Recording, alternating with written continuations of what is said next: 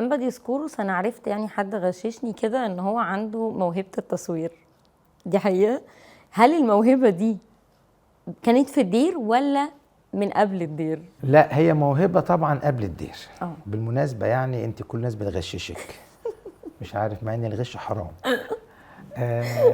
انا كان عندي كاميرا صغيره، وبالمناسبه جيت في سنه من السنين اروح دير ماريمينا. أيوة. وكان لسه ما اتعمرش تعمرش. خالص. وحصل معايا موقفين بالنسبه للتصوير هقول لك عليهم. اتفضل. اول موقف كان مع بابا كرولوس، والموقف الثاني كان مع ابونا يسطس الانطوني.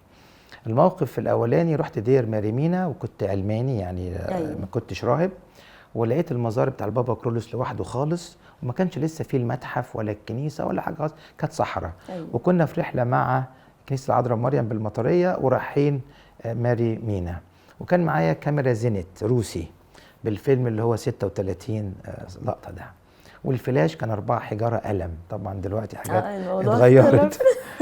فاستنيت لما المزار فضي، وانا عجبني جدا القبر بتاع البابا كرولوس والرخام وشويه حاجات في المتحف. واصور الفلاش ما ينورش، وبعدين الكاميرا تحصل فيها حاجه، يا ترى ايه ده؟ انا لوحدي بس في المكان، مفيش حد خالص. فجأة لقيت وما بتعملش كده الكاميرا في الطبيعي يعني اول مرة تعمل كده؟ الكابل واصل والبطارية واصلة والنور اخضر وكل حاجة كويسة، وانا دقيق جدا في التصوير، يحب اسنتر الصورة وكده زي ما اتعلمت يعني. فلقيت واحد دخل كده وبعدين بيقول لي استنى يا اخ استنى يا اخ، اسأله. انا استغربت كده، بصيت يمين وشمالي. مفيش حد. اسأل مين؟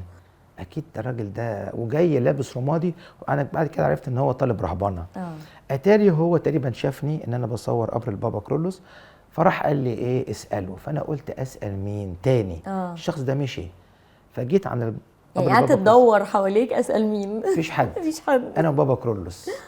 فقلت له يا بابا كرولوس تسمح لي اخد صوره ذكرى، بس ارجوك خلي الفيلم ما يتحرقش. يا سيدنا بجد. وده اللي حصل، والصوره معايا لغايه دلوقتي اسود وابيض، وفعلا وفيها اتصورت بعد ما استأذنته. استأذنت البابا كرولوس. الحاجه الثانيه اللي حصلت معايا لما كنت في الدير بقى، كنا بنعمل بوست كاردز للدير عشان نعمل يعني المكتبه. أيوة. فكان يجي اوقات معانا نصور بيها مباني الدير، ودي كانت الكاميرا بتاعت الدير، كنا نصور ونطبع ونبيعها لمكتبه الاجانب، مكتبه المصريين وكده، واصوار حلوه كتذكار. يعني مثلا يكون القمر مثلا كبير مره كده والدنيا مظلمه خالص، فالمنظر الطبيعي ده حلو نصوره، بحيث ان الراجل الزائر الصوره دي مش عارف يصورها. أيوة. فانا نصورها ونطبعها ونبيعها في المكتبه. جه يوم ما الدير قرر ان هو يطلع جسد ابونا يسطس، وبعدين انا بقى قلتها فرصه كويسه قوي اصور، انا عايز اشوف ابونا يسطس.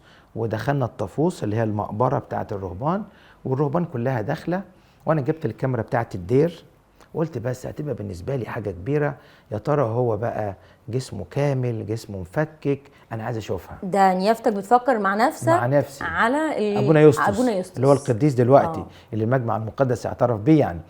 فدخلت جوه نصور، مش عايز يتصور ولا الفلاش عايز يشتغل. يعني نيافتك دخلت الطافوس وانت بره كنت بتحكي مع نفسك؟ مع نفسي، محدش سمع ولا حد قال لي حاجه. واخش جوه، كان احد الاباء موجود، كان اسمه ابونا ابراهيم الانطوني، هو تنيح، كان هو القمص بتاعنا ساعتها. فبقول له يا ابونا ممكن اصور؟ قال لي صور. ابونا يسطس مش راضي خالص.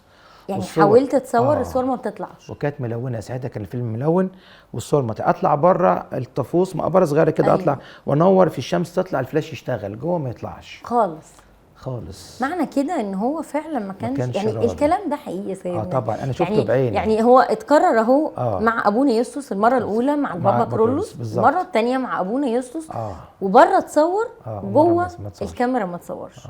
قديسين ساعات بيسمعوا في حاجات.